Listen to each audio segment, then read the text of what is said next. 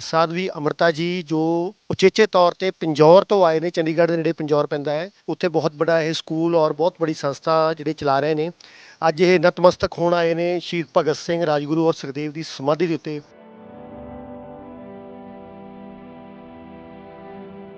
कि जिस आयु में मोबाइल फोन में उंगलियां चला करके अपने आंतरिक सुख की अनुभूति लेना आप लोगों में हिलोरे मारता है ना, इस उम्र में इन महापुरुषों के हृदय में वो हिलोरे उठ रही थी कि इस देश को आजाद कराना है। कि जब उस नारी को दूसरे के घर का समझते हो तो युद्ध का कारण है, और जब अपनी छाती पे झेलते हो कि मेरी बहन, मेरी बेटी, मेरे देश की लड़की, तो फिर उस समय ये लोग उठते हैं। इनके घर की बेटियां नहीं थी, ये हमारे लिए लड़े थे। ये पीरा दे पीर हैं जिन्होंने आज आपको खुली हवा में सांस लेने की ये अवसर दिया है। ये उस समय पे फांसी के फंदे पे झूल रहे थे जिस समय वरमालाएं डलवा रहे होते हैं लड़के। छोटी सी उम्र का था, 7 8 10 साल का, तो इतनी इतनी तिनके लेके और क्यारी के अंदर ऐसे ऐसे खड़े कर रहा था। भगत सिंह ने उस छोटी, मतलब उस मासूम उम्र में जवाब दिया था, माता मैं बंदूका भेजना है। 50 साल की उम्र में आगे हमें ये मौका मिला कि हम यहाँ पहुंचे हैं। पहली बार फिरोजपुर आना हुआ है तो हमने सबसे पहला काम लिखा था कि कार्यक्रम एक तरफ है लेकिन उस स्थान पे जाके हमने मत्था टेकना है। ਤੁਸੀਂ ਤਾਂ ਪਿੰਜੌਰ ਤੋਂ ਆਏ ਹੋ, ਜਾਂ ਦਿੱਲੀ ਦੇ ਲੋਕ ਜਿਹੜੇ ਹੁੰਦੇ ਨੇ ਉਹਨਾਂ ਨੂੰ ਘੱਟ ਇਸ ਬਾਰੇ ਪਤਾ ਹੁੰਦਾ ਹੈ। ਜਿਹੜੇ ਇਹ ਲੋਕ ਨੇ ਇਹ ਚਾਹੁੰਦੇ ਨੇ ਕਿ ਸਾਡਾ ਬਾਰਡਰ ਜਿਹੜਾ ਹੈ ਇਹ ਖੋਲ੍ਹ ਦਿੱਤਾ ਜਾਵੇ। ਜੇ ਸਾਡੇ ਭਾਈਚਾਰਾ ਉੱਧਰ ਰਹਿ ਗਿਆ ਹੈ ਉਹ ਅਸੀਂ ਉਹਨੂੰ ਦੁਬਾਰਾ ਮਿਲੀਏ। बंटवारा झेलता है ना जो आदमी, वो वही है जिसके घर में लकीर खींची जाती है। हम तो दूर बैठे हैं क्योंकि कसूर में रहने वाले भाई भी मेरे हैं अगर मैं सोचूं तो। और यहाँ फिरोजपुर में हुसैनी वाला में जो रह गए परिवार, वो भी मेरा ही अंग है। हम साधु संतों का क्या है कि हम अपनी कोई गृहस्थी, अपना परिवार रखते नहीं, तो सारा विश्व ही अपना परिवार है। कि वो जैसे दो बिल्लियों को रोटी का टुकड़ा मिला और आपस में वो लड़ रही थी, तो बंदर ने कहा कि मैं तुम्हारा बंटवारा करा देता हूँ। तराजू में एक टुकड़ा बड़ा रखता है, एक छोटा रखता है, तो कहता है लो बराबर करता हूँ, बड़े टुकड़े से टुकड़ा तोड़ के खा जाता है।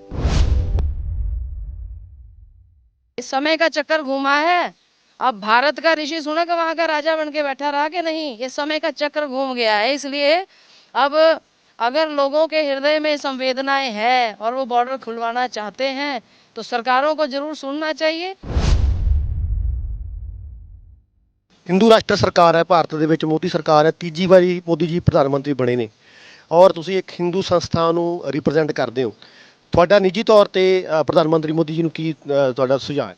उन्होंने तो सिक्खी को अपना निज का स्वरूप कई बार दर्शाया है, और मुझे ऐसी उम्मीद है कि वो हृदय से सिक्खी को अपना मानते हैं।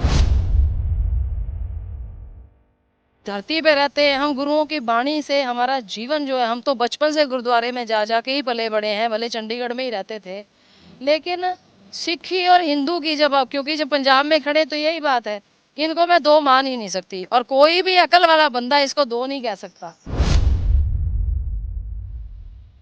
वैश्विक स्तर पर उनका बहुत बड़ा अनुभव है, तो मुझे नहीं लगता कि हम उनको कोई सलाह दे सकते हैं। हम उनको समझने का प्रयास कर सकते हैं कि वो व्यक्ति देश के लिए क्या करना चाहता है। तो मुझे जहाँ तक लगता है वो देश के लिए हितैषी हैं। ਸੋ ਤਸਵੀਰਾਂ ਤੁਸੀਂ ਦੇਖ ਰਹੇ ਹੋ ਸੈਨੀਵਾਲ ਬਾਰਡਰ ਦੀਆਂ। ਸਾਡੇ ਨਾਲ ਅੱਜ ਮੌਜੂਦ ਨੇ ਸਾਧਵੀ ਅੰਮ੍ਰਿਤਾ ਜੀ ਜੋ ਉਚੇਚੇ ਤੌਰ ਤੇ ਪਿੰਜੌਰ ਤੋਂ ਆਏ ਨੇ, ਚੰਡੀਗੜ੍ਹ ਦੇ ਨੇੜੇ ਪਿੰਜੌਰ ਪੈਂਦਾ ਹੈ, ਉੱਥੇ ਬਹੁਤ ਬੜਾ ਇਹ ਸਕੂਲ ਔਰ ਬਹੁਤ ਬੜੀ ਸੰਸਥਾ ਜਿਹੜੇ ਚਲਾ ਰਹੇ ਨੇ। ਅੱਜ ਇਹ ਨਤਮਸਤਕ ਹੋਣ ਆਏ ਨੇ ਸ਼ਹੀਦ ਭਗਤ ਸਿੰਘ, ਰਾਜਗੁਰੂ ਔਰ ਸੁਖਦੇਵ ਦੀ ਸਮਾਧੀ ਦੇ ਉੱਤੇ। ਜਾਣਦੇ ਹਾਂ ਇਹਨਾਂ ਦੇ ਵਿਚਾਰ पे ਕੀ ਮਹਿਸੂਸ ਕਰਦੇ ਇੱਥੇ ਆ ਕੇ। आपका बहुत धन्यवाद है कि आपने हमें इस लायक समझा कि हम आपसे कुछ बात कर सकें, क्योंकि मेरे सामने ज़्यादातर जवान उस उम्र के खड़े हैं जिस उम्र में भगत सिंह, राजगुरु और सुखदेव थे। तो मेरा ये कहना है कि जिस आयु में मोबाइल फ़ोन में उंगलियां चला कर के अपने आंतरिक सुख की अनुभूति लेना आप लोगों में हिलोरे मारता है ना, इस उम्र में इन महापुरुषों के हृदय में वो हिलोरें उठ रही थी कि इस देश को आज़ाद कराना है, अपनी माँ बेटियों को अंग्रेज़ों के, मुग़लों के चंगुलों से बचाना है। और इसलिए इन लोगों ने अपनी शहादतें दी थी इनको चिंता थी। आज एक जगह हम बैठे थे, वहाँ चर्चा चल रही थी कि आखिर दो देशों में, दो सभ्यताओं में, दो संस्कृतियों में लड़ाइयाँ होती क्यों हैं। तो किसी ने कहा कि भाई बीच में महिला, नारी जो है वो कारण बन जाती है किसी भी युद्ध के बीच में। अगर आप देखोगे तो मेरा ये कहना है कि जब उस नारी को दूसरे के घर का समझते हो तो युद्ध का कारण है, और जब अपनी छाती पे झेलते हो कि मेरी बहन, मेरी बेटी, मेरे देश की लड़की, तो फिर उस समय ये लोग उठते हैं। इनके घर की बेटियां नहीं थी, ये हमारे लिए लड़े थे।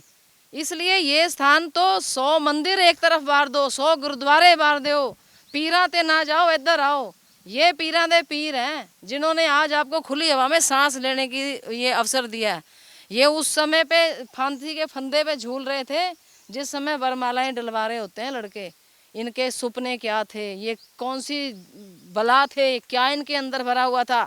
भगत सिंह छोटी सी उम्र का था, 7, 8, 10 साल का, तो इतनी इतनी तिनके लेके और क्यारी के अंदर ऐसे ऐसे खड़े कर रहा था। उसकी माँ पास से निकलती हुई कहती है, वे भगता कि तू ईख बीज दे, गन्ने बीज रहे हैं भाई, क्योंकि खेती बाड़ी का माहौल था। बोले भाई गन्ने की खेती कर रहा है। भगत सिंह ने उस छोटी मतलब उस मासूम उम्र में जवाब दिया था, माता मैं बंदूखा बीज दें। ये वो भगत सिंह का स्थान है। तो मुझे बड़ी प्रसन्नता है, मैं अपने जीवन को धन्य मानती हूँ कि आज 50 साल की उम्र में आके हमें ये मौका मिला कि हम यहाँ पहुँचे हैं। पहली बार फिरोजपुर आना हुआ है तो हमने सबसे पहला काम लिखा था कि कार्यक्रम एक तरफ है, लेकिन उस स्थान पे जाके हमने मत्था टेकना है और अपने इस जन्म को कृतार्थ करना है। और आप सभी को भी भगवान ऐसी देशभक्ति की भावना से परिपूर्ण करे, धर्म की रक्षा, राष्ट्र की रक्षा हमारा सर्वोपरि धर्म बन जाए, ऐसा हमें बनना चाहिए। ਸਾਧਵੀ ਜੀ ਜਿਹੜੇ ਇਹ ਲਾਗੇ ਲਾਗੇ ਪਿੰਡਾਂ ਦੇ ਲੋਕ ਨੇ, ਫਿਰੋਜ਼ਪੁਰ ਦੇ ਹੋ ਗਏ, ਫਿਰੋਜ਼ਪੁਰ ਕੈਂਟ ਦੇ ਹੋ ਗਏ, ਨਾਲੇ ਕਸੂਰ ਪੈਂਦਾ 10 ਕਿਲੋਮੀਟਰ ਦੇ ਉੱਪਰ, ਪਾਕਿਸਤਾਨ ਦਾ ਬਾਰਡਰ ਬਿਲਕੁਲ ਨਾਲ ਹੈ। ਜਿਹੜੇ ਇਹ ਲੋਕ ਨੇ, ਚਲੋ ਤੁਸੀਂ ਤਾਂ ਪੰਜੌਰ ਤੋਂ ਆਏ ਹੋ ਜਾਂ ਦਿੱਲੀ ਦੇ ਲੋਕ ਜਿਹੜੇ ਹੁੰਦੇ ਨੇ ਉਹਨਾਂ ਨੂੰ ਘੱਟ ਇਸ ਬਾਰੇ ਪਤਾ ਹੁੰਦਾ ਹੈ। ਜਿਹੜੇ ਇਹ ਲੋਕ ਨੇ ਇਹ ਚਾਹੁੰਦੇ ਨੇ ਕਿ ਸਾਡਾ ਬਾਰਡਰ ਜਿਹੜਾ ਹੈ ਇਹ ਖੋਲ੍ਹ ਦਿੱਤਾ ਜਾਵੇ, ਜਿਹੜੇ ਸਾਡੇ ਭਾਈਚਾਰਾ ਉੱਧਰ ਰਹਿ ਗਿਆ ਆ ਉਹ ਅਸੀਂ ਉਹਨੂੰ ਦੁਬਾਰਾ ਮਿਲੀਏ। ਤੁਹਾਡੇ ਕੀ ਵਿਚਾਰ ਨੇ? देखो बात ये है कि बंटवारा झेलता है ना जो आदमी, वो वही है जिसके घर में लकीर खींची जाती है। हम तो दूर बैठे हैं लेकिन फिर भी हम उस बंटवारे के दर्द को समझ सकते हैं। क्यों? क्योंकि कसूर में रहने वाले भाई भी मेरे हैं अगर मैं सोचूं तो। और यहाँ फिरोजपुर में हुसैनीवाला में जो रह गए परिवार, वो भी मेरा ही अंग है। हम साधु संतों का क्या है कि हम अपनी कोई गृहस्थी, अपना परिवार रखते नहीं, तो सारा विश्व ही अपना परिवार है। लेकिन इस वैमनस्य की लकीर जो खींची गई है, बंटवारे की जो लकीर खींची गई है, उसके ऊपर आप सब जानते हो सच्चाई तो यही है कि वो जैसे दो बिल्लियों को रोटी का टुकड़ा मिला और आपस में वो लड़ रही थी, तो बंदर ने कहा कि मैं तुम्हारा बंटवारा करा देता हूँ। तराजू में एक टुकड़ा बड़ा रखता है, एक छोटा रखता है, तो कहता है लो बराबर करता हूँ, बड़े टुकड़े से टुकड़ा तोड़ के खा जाता है, जानबूझ के उसको छोटा करता है, फिर वो दूसरा बड़ा। वो ऐसा करते करते बंदर जो था वो सारी रोटी खा गया। इसलिए लड़ाई किस बात की है? जब भाईचारा एक, खून एक, खून का रंग एक, लेकिन धर्म बदल लिया, इसलिए अलग अलग मान लिया। इसीलिए हम इस ज़मीन को हमने रोटी का टुकड़ा समझ लिया, इसके पीछे लड़ते रह गए और बंदर बन गया अंग्रेज। वो यहाँ से हमें बांट गया, लकीरें खींच गया, भाईचारे तोड़ गया। यहाँ से सोना, हीरे, चांदी, आपके राजाओं के महलों को लूट के, आपके घर की दौलत को लूट के वो जाके बैठ गया। लेकिन बड़ा सुख मिलता है। किसी को मेरी बात से दो राय भी हो सकती हैं, लेकिन हमें बहुत सुख मिलता है कि आज वो अंग्रेज ऐसा देश बन गया अंग्रेजों का, जहाँ भारत के लड़के ने राज किया 5 साल। समझे कि नहीं? इस समय का चक्कर घूमा है। अब भारत का ऋषि सुनक वहाँ का राजा बन के बैठा रहा कि नहीं, ये समय का चक्र घूम गया है। इसलिए अब अगर लोगों के हृदय में संवेदनाएं हैं और वो बॉर्डर खुलवाना चाहते हैं तो सरकारों को जरूर सुनना चाहिए।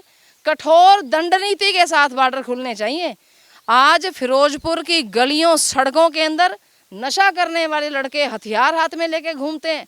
किसी माँ बहन बेटी का सड़क पे निकलना दुश्वार है। मैंने तो सुनी बातें हैं, गले से चेन खींचते हैं, चाकू लेके खड़े हो जाते हैं। ये कहाँ से आ रहा है नशा? बॉर्डर से आ रहा है। क्यों भेज रहे हैं नशा? आपकी जवानी को घुन लगा दिया। पंजाब की जवानी, एक तरफ ये जवानी है और एक तरफ आज जवानी जो नशा करके घुन लगे हुए शरीर से सड़कों पे झूलती हुई डोल रही है। बॉर्डर खुल जाएगा तो कितना नशा आएगा। कठोर दंड नीति के साथ बॉर्डर खुलने की कोई योजना अगर सरकारों के पास है तो वो लेकर के आए। सरकार अपने स्वार्थों को छोड़ के ना, ये नशे में जो बच्चे घूम रहे हैं इनको अपने घर का बच्चा समझ के इनके हित के लिए कुछ करे तो हम उसका समर्थन करेंगे। ਹਿੰਦੂ ਰਾਸ਼ਟਰ ਸਰਕਾਰ ਹੈ ਭਾਰਤ ਦੇ ਵਿੱਚ, ਮੋਦੀ ਸਰਕਾਰ ਹੈ, ਤੀਜੀ ਵਾਰੀ ਮੋਦੀ ਜੀ ਪ੍ਰਧਾਨ ਮੰਤਰੀ ਬਣੇ ਨੇ ਔਰ ਤੁਸੀਂ ਇੱਕ ਹਿੰਦੂ ਸੰਸਥਾ ਨੂੰ ਰਿਪਰੈਜ਼ੈਂਟ ਕਰਦੇ ਹੋ। ਤੁਹਾਡਾ ਨਿੱਜੀ ਤੌਰ ਤੇ ਪ੍ਰਧਾਨ ਮੰਤਰੀ ਮੋਦੀ ਜੀ ਨੂੰ ਕੀ ਤੁਹਾਡਾ ਸੁਝਾਅ ਹੈ?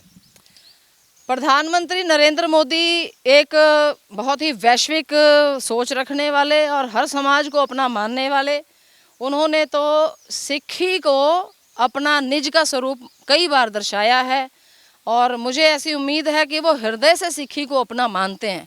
कोई मेरे दिल की पूछे तो सिक्खी मेरे रोम रोम में है, वो हमसे अलग कैसे हो सकती है? हम गुरुओं की धरती पे रहते हैं, हम गुरुओं की वाणी से हमारा जीवन जो है, हम तो बचपन से गुरुद्वारे में जा जा के ही पले बड़े हैं, भले चंडीगढ़ में ही रहते थे, लेकिन सिक्खी और हिंदू की जब क्योंकि जब पंजाब में खड़े तो यही बात है, इनको मैं दो मान ही नहीं सकती और कोई भी अकल वाला बंदा इसको दो नहीं कह सकता, ये तो एक ही है और उसको दोबारा एक करना है और किस प्रकार से नीतियों को करना है। मेरे विचार से नरेंद्र मोदी जी स्वयं बहुत बुद्धिमान हैं, बहुत सजग हैं, बहुत पढ़े लिखे हैं और उन्होंने काफ़ी जो है खोजबीन राष्ट्र की किस प्रकार से नीतियां चलनी चाहिए वैश्विक स्तर पर उनका बहुत बड़ा अनुभव है। तो मुझे नहीं लगता कि हम उनको कोई सलाह दे सकते हैं, हम उनको समझने का प्रयास कर सकते हैं कि वो व्यक्ति देश के लिए क्या करना चाहता है। तो मुझे जहाँ तक लगता है वो देश के लिए हितैषी हैं। ਸੋ ਇਹ ਸਨ ਸਾਧਵੀ ਅੰਮ੍ਰਿਤਾ ਜੀ ਜਿਨ੍ਹਾਂ ਨੇ ਕਿਹਾ ਕਿ ਜੇਕਰ ਬਾਰਡਰ ਖੋਲ੍ਹ ਦਿੱਤਾ ਜਾਵੇ ਪਰ ਸਖਤ ਕਾਨੂੰਨਾਂ ਦੇ ਆਧਾਰ ਤੇ ਇਸ ਬਾਰਡਰ ਨੂੰ ਖੋਲ੍ਹਿਆ ਜਾਵੇ ਤਾਂ ਕਿ ਜਿਹੜਾ ਭਾਈਚਾਰਕ ਸਾਂਝ ਹੈ ਪਾਕਿਸਤਾਨ ਦੀ ਔਰ ਹਿੰਦੁਸਤਾਨ ਦੀ ਕਾਇਮ ਰਹੇ। ਪ੍ਰਧਾਨ ਮੰਤਰੀ ਨਰਿੰਦਰ ਮੋਦੀ ਦੀ ਤਾਰੀਫ ਕਰਦੇ ਉਹਨਾਂ ਨੇ ਇਹ ਗੱਲ ਕਹੀ ਹੈ ਕਿ ਨਰਿੰਦਰ ਮੋਦੀ ਜੀ ਬੜੀ ਹੀ ਦੂਰਅੰਦੇਸ਼ੀ ਦੇ ਮਾਲਕ ਨੇ, ਉਹ ਜਾਣਦੇ ਨੇ ਵੀ ਕਿਹੜੇ ਸਮੇਂ ਤੇ ਕਿਹੜਾ ਕੰਮ ਕਰਨ ਜਾਣਾ ਹੈ। ਕੈਮਰਾਮੈਨ ਸੁਖਦੇਵ ਦੇ ਨਾਲ ਸ਼ਰਨਜੀਤ ਬੈਂਸ, ਹੁਸੈਨੀ ਵਾਲਾ ਬਾਰਡਰ।